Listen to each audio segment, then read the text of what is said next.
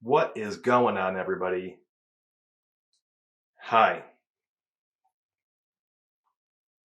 Set up in the new studio today, and by new I mean my barn. And so, in the summertime, so let me back up a little bit.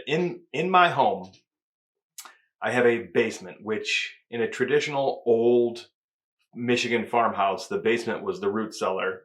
It's very small.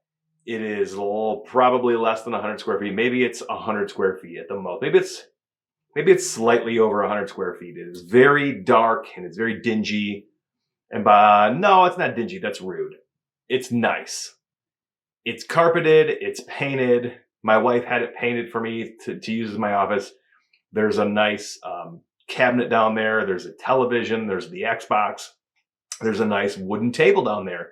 And in the wintertime, that's my office. The problem I have with that room is that I can't see outside. I can't see daylight. And so it wears on you after a while. So I realized last year that I had a room in the barn that was once a wood shop and is no longer used as a wood shop, and I could just clean it out. And it could function as like my hunting room. And so I keep all of my archery equipment out here. All of my hunting stuff is here in this shop, with the exception of any firearms that is in the house in a safe. And I had this giant table that I could resurface and move all of my job work, all of my office supplies out here in the summertime. So I can see outside. I can get up and walk around. There's a lot more room. This is probably bigger than my basement office now that I look at it. It's for sure bigger. Problems. There is no heat or air conditioning. So in the summertime, it gets real hot. I have a portable air conditioning unit that I will use. In the wintertime, it's real cold. So I don't do anything out here in the wintertime. There are barn animal noises, which you will most likely hear in the recording. There is a pig out back. There are chickens. There are ducks. The sheep are way in the backyard. You can't hear the sheep. You may hear... sometimes you may hear kids yelling. It is not, acoustically, it is not the most welcoming recording studio. It is all wood and natural, so it's not terrible. But we're going to do this. We are going to do an episode here in the barn, and we're going to do all of our episodes here in the barn for the duration of the summer. I had a really bizarre week. This is going to be this is a solo Brett episode. So this is what we will call the Straight Shooter series, episode 5 of the Straight Shooter series. And I've had this one written down for a long time. It's titled, We Are Not Loud Enough. And we're going to get into that. But for now, I just want to say I didn't have a guest lined up this week. I got lazy. I reached out to one person who was busy, and so it just didn't work. And I didn't put a lot of effort in to getting another person to join me in the podcast for a couple different reasons. Number one, on Saturday, I learned that somebody that I work with took their own life on Friday, the day before. And that has rattled me to my core. I think about him every day. And it's not like we were that close. I mean, he was somebody that I worked with closely for an entire project and from afar on some other projects. And he was somebody that I would text with and call and email and communicate because he was my direct line to the construction project that I am responsible for. He built an entire restaurant for me and went through the punch list process. He had turned over keys to operations. And then that night he took his own life and totally messed me up, man. Like I have a real hard time with that. Like I talked to that guy Friday morning, and Friday night he had had enough. And it blows my mind that I couldn't pick up on any cues or signs. And everybody says that. So that was number one. Number two, I had been having some problems at home with the well, our well water, and they came out to look at it Monday morning and said, after doing a bunch of tests, said, you need a whole new well, which was a bit of a surprise. I mean, I knew it was an option, but it didn't know that that was for sure going to be the way we had to go. So long story long, it is today, Thursday. They just drilled a new well in my yard today. So it's been, the house hasn't had adequate water for a whole week. My brain just hasn't been in it. So forgive me for not having a guest to banter with today. There's a lot of people that I could talk about this topic with, that have a similar mindset as I do, who are of comparable age as myself. And I am 43. I was born in 1981, for those of you who do not wish to do the math. I am married, a father of 3 children. The ages are 13, 10, and 5. And that all has something to do with the topic, we are not loud enough. Those of you who have any common sense or have any connection to social media or the news or modern communication devices understand what's going on in the world today. But back up a couple of years ago, and the world was unfolding with something that most of us have never experienced before in our lifetime. The emergence of what was described as a global pandemic of epic proportions, meaning that there was a virus or an illness going around that none of us knew how to handle, how to deal with, and nobody really knew what was coming next. And so for most of us, myself included, we trusted that the information that we were being distributed was accurate and honest and with the best of intentions. It soon became clear to a lot of us that a lot of knee-jerk reactions were being made and decisions were being made. A lot of people in power were choosing to enforce regulations that did not necessarily go with what some of us believed were the best approach. We were forced to stay inside. We were forced to wear a mask against our will. Many of us were forced to vaccinate or forego employment. Of those things, a great majority of my closest friends and family were able to see through, maybe you want to call it the lies or the misinformation or the bullshit. And we said no. And we would not stay in our houses. We would not wear a mask. We would not be forced to vaccinate. And we chose instead to live a healthy lifestyle. We chose to get oxygen. We chose to get fresh air. We chose to get vitamin D via the sun. We chose to stay active and be mindful of what we were putting into our bodies and how we treated our bodies. And we chose to just simply remain healthy. That caused a lot of pushback from employers, from healthcare providers. This whole time that this was going on, I was dealing with a retina that had detached, and I was forced to get surgeries, and I was forced to be in these uncomfortable situations with healthcare providers who should have your best interest in mind, and instead were forcing you to do things against your will for the betterment of, quote unquote, the betterment of society. Meaning you will wear a mask. You can't come here unless you've been vaccinated. You can't come here unless you do this, that, the other thing, take tests. My employment included. I work for a humongous worldwide restaurant chain who forced vaccinations on employees unless you chose to disclose religious exemptions. I said no. In fact, I said nothing for a really long time. And then I said, no, I'm not going to do this. I will fill out your religious exemption. Even though I'm not religious, I filled out a religious exemption and I submitted it, and it was of course approved. But nonetheless, I was put in a really precarious situation that I didn't feel like I should have to be put in by an employer. My employer has absolutely no right to tell me what I can and cannot do with my body. It's my body, not yours. And a lot of people were put in that situation. And I can't imagine being in that situation with an employer who didn't offer exemption opportunities.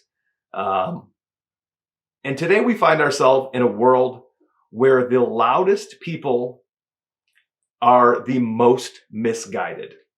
And it's everywhere. It's on all of our social media accounts. It's on the news constantly. It's on every web page that if you pull up a generic web browser like Google or Microsoft, and your homepage is just a hodgepodge of all of the news. Everything is screaming. The loudest people in the world right now are the most misguided.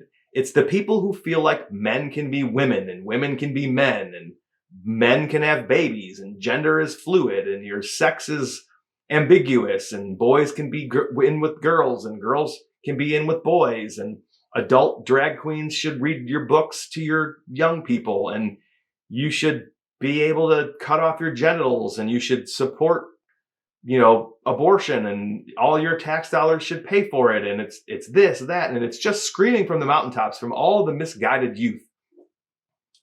And meanwhile, those of us with common sense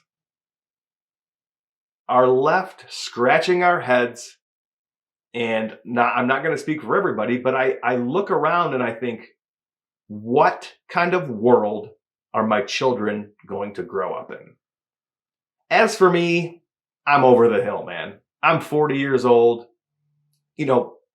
Realistically, what am I going to change that's going to affect me personally?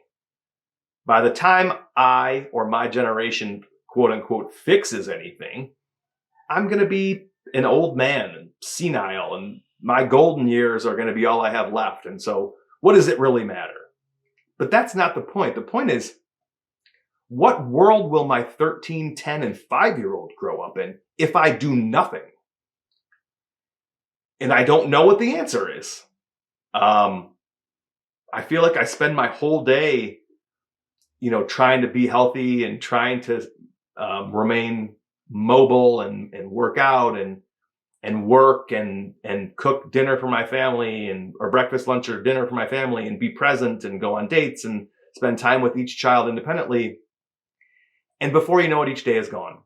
And as much as I want to do something, I don't know what to do. I don't know how to be louder. I don't know how to stand up and make a change. But I feel like our generation, my generation of 40-year-olds, we'll call it mid-30s to late 60s. This generation who still has the capacity to do good in the world, we are too quiet.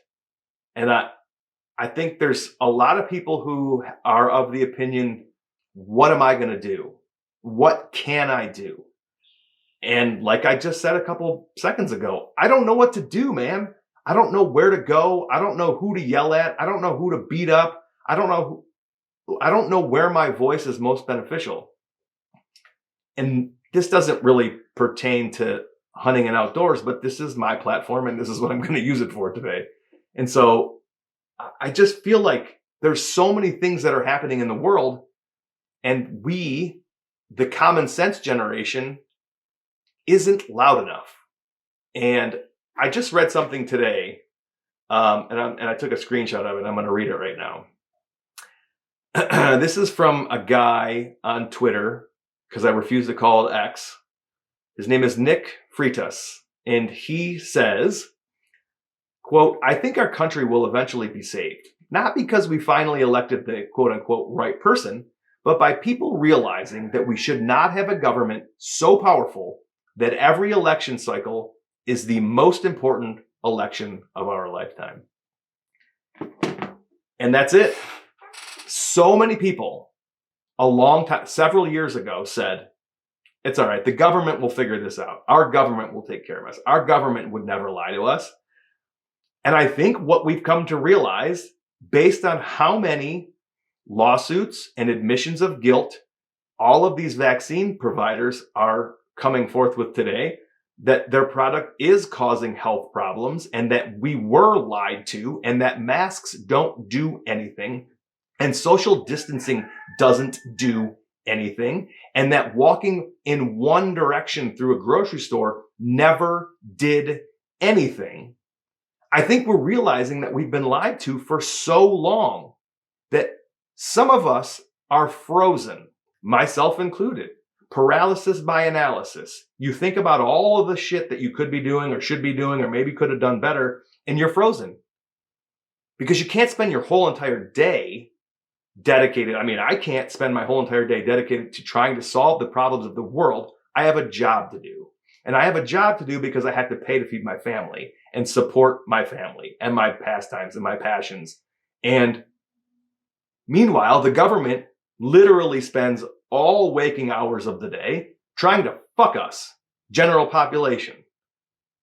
They have these obnoxious mandates for electric cars. Who the fuck wants an electric car? They don't work where it's cold. The carbon footprint for producing these lithium ion batteries, these lithium batteries to power these vehicles is creating far more. It's far worse than any coal plant or nuclear power plant. There's gas moratoriums in my industry. There are markets where but where my co-workers are employed. There are gas moratoriums. You cannot bring more gas, a new gas service to a construction site because there's no more natural gas. They want to eliminate your gas-powered appliances so that you're stuck using electric, so that when they decide that you've been a naughty boy or girl, they'll cut your electricity off and you will be stuck with nothing to do. You can't cook, you can't clean, because all of your appliances are electric and you agreed to it. And silence your silence is being complicit. If you do nothing, then whatever happens to you is your fault. And that's the gist of this podcast. We're so quiet. I think because it's very comfy right now. We're not agitated. We're not, everything's a little bit more expensive, but it's not so bad. And there's that old adage of the frog in the pot of water. So if you drop a frog in a pot of boiling water, it's going to freak out and it's going to jump out. But if you put that frog in a pot of water and you slowly crank up the heat, it's going to stay in there until it's cooked to death. And that's what's happening. They're slowly squeezing you until it's too late. When is that point? What is that turning point for us as a society? They want your vehicles to have all these chips and these electric vehicles so that when they feel like it, they'll turn them off. And I don't think people realize that. They're so caught up in, I'm saving the fucking planet by getting this electric vehicle, that they lose sight of the fact that our government doesn't care about us. Your government has never cared about you since the beginning of this country. That was about the only time that this ever happened. Hell, there was a revolution over a 2 or 3% tax on fucking tea. They burned the fucking place down. They started a fucking revolution over a goddamn tea tax. And now here we are being absolutely fucking taxed to death, and we do nothing about it. If you just print out your last or your next pay stub, and then look at how much taxes you pay to the federal government, and then think about the sales taxes that you pay on everything that you buy and or sell, capital gains tax, your estate taxes, your gas taxes, taxes on a car that you already purchased and drive, and then you have to get taxed again when you get your new fucking tags every year. You're literally slaves to the government, and they don't care about you. So why would they implement? Your government is taxing the fuck out of you because they don't care about you. So why do you think they would implement anything to help you? They won't, and they will not. So again, I ask, what do we do? Because I don't know what the answer is.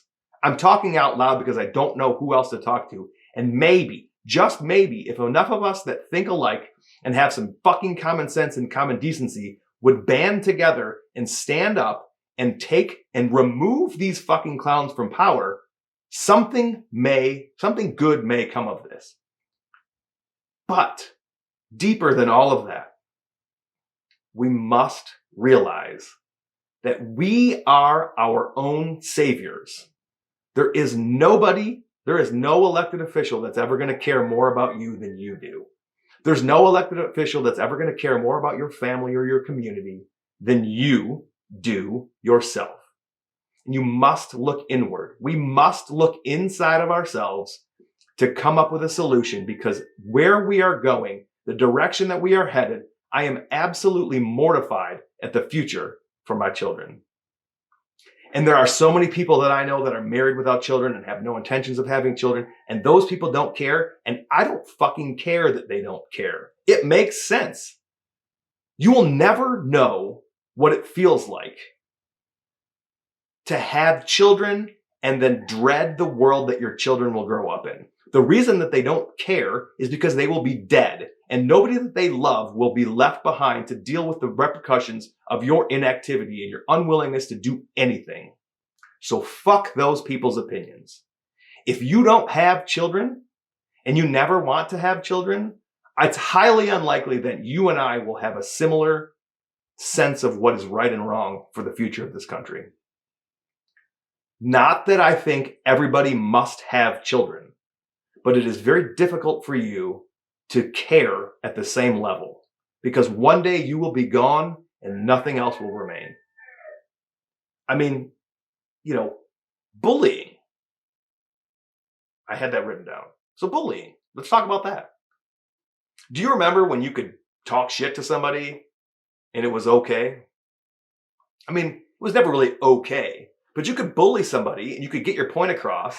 And it was a way of showing that I'm not going to put up with your shit. I'm going to bully you into doing what's right. I think we need to bring bullying back, because again, the loudest people are the softest people, because they know that bullying is gone. There's not enough people punching people in the fucking face. I love to see the protests that are going on right now, the anti-Israel protests. And how many people are standing up for America? There's not that many, but there are some, and they are fighting back, and they've had enough. And I love the bullying aspect of it. I love when there's a giant black woman who's running her mouth at a bunch of frat boys, and they refer to her as Lizzo. Nothing makes me happier. Because why should we respect anything that you say when you don't care enough about yourself to take care of yourself?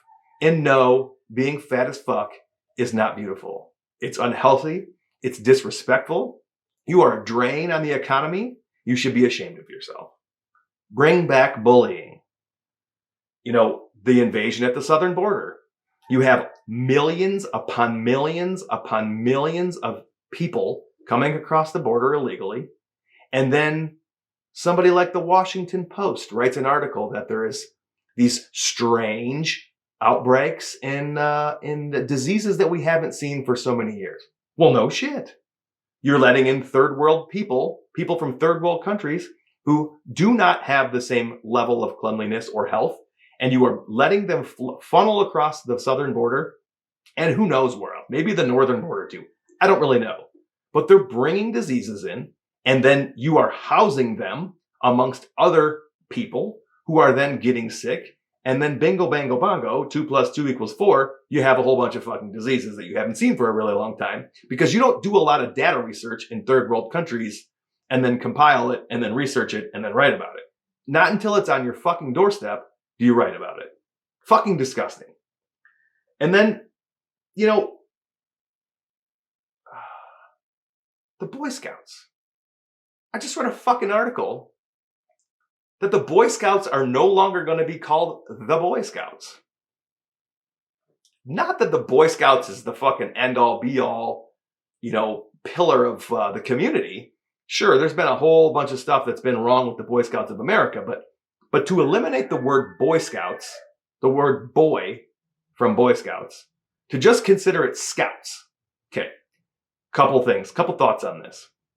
If we're going to make it all one organization, fine. Let's just call it Scouts of America, and let boys hang out with girls and commingle and all learn the same things. But let's not pretend for 1 second that this isn't going to get misconstrued as in this little girl says she's a boy, so we're going to let her into the Boy Scouts. Instead, you should be having a mental health conversation with that child's parents to reiterate to that young child that they are not in fact a boy, they are a girl. There are only two. It's boy and it's girl. And just because you feel one way doesn't mean that's the way you are. I think we as Americans are too quiet. Too many of us have forgotten what happened a couple of years ago. Like I said, because we've gotten so comfortable recently. Sliding down my chair there. We are not loud enough. And I'm open to discussing this with people. Not that my way of thinking is wrong. Because if that's the way you believe, fuck you. I don't care about your opinion. But I'd like to discuss with people on where we go from here. What is the next step? Is it making sure that you're present at every school board meeting and every city council meeting so that you listen to and understand the things that are being pushed through your local government? Because I think that's probably it. I think those of us with a strong opinion, counterculture to what's going on today, I don't want fucking pervert books read to my kids. I don't want a bunch of fucking gay talk all over, this fucking shit where sexuality is thrust down everybody's throat constantly. Kids, listen, don't get me wrong. I'm a silly goose. And when it comes to Beefcake's gym,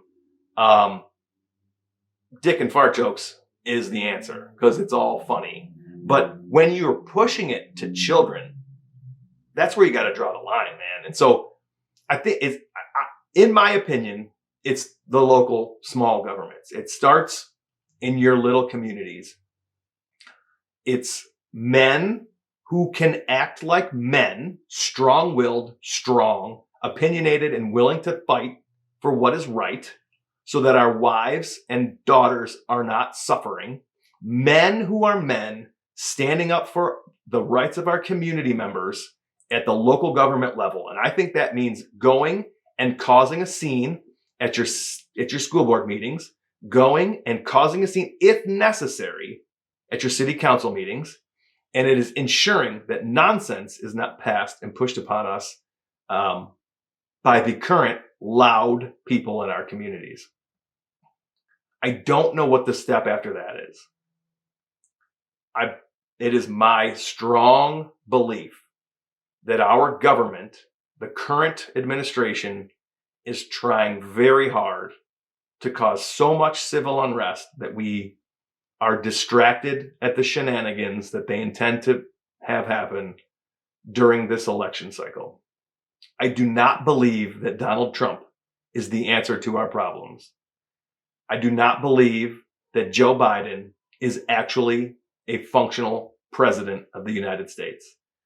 I do not believe that anybody in Washington speaks for what the majority of the American people believe or feel or want.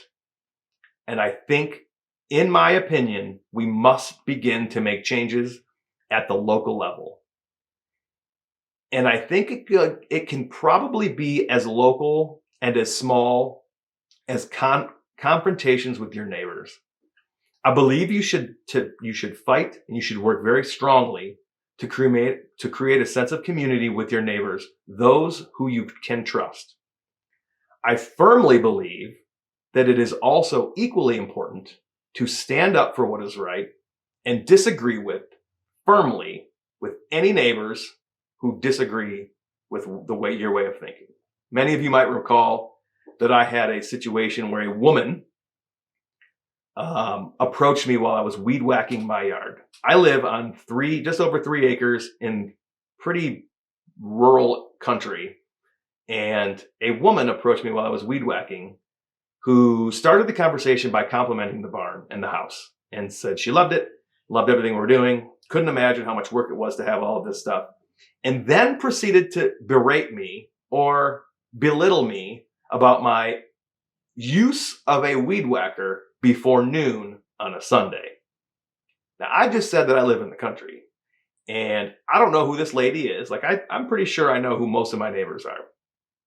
But she told me that I should not be using my weed whacker or any loud motors prior to noon on a Sunday because it's the right thing to do. And I lost my shit. I told her she was fucking crazy. I told her to get the fuck off my lawn. I told her that I was going to call the cops. I told her that she was trespassing. And I did all of this in front of my wife and youngest daughter. And then she told me I was setting a very poor example for my youngest daughter. To which I responded, on the contrary, my lady, what I'm showing my daughter is that we don't have to bend over and take it just because somebody says so. I'm showing my daughter that it is okay to stand up for what is right on your own property, and that a stranger shouldn't be able to come and tell you what you can and cannot do on your own fucking property. And until we take a stand with those little battles, the people in restaurants, the people in the grocery store, the people in your neighborhood who think it's okay to push you around, that their way of thinking is better than yours. I don't think that you should do the opposite. Like, I don't think you should be outwardly screaming at people and telling people that what they're doing is wrong. I think you should let those people live. But when they become aggressive and confrontational, you should shut it down within the boundaries of the law to the best of your ability. Until we push back and teach them, the currently loud people, that their behavior will not be tolerated, and that the only way for them to have a somewhat peaceful rest of their miserable lives is to live quietly by themselves and not bother anybody else, because that's truly what we all want, is we want to be left alone. We want to be able to raise our families with good values and in a comfortable way without being oppressed in any form or fashion. Until we start pushing those people back on those people, it's going to get worse. And so I think we need to start fighting those mini battles at home, in the grocery store, at the restaurants.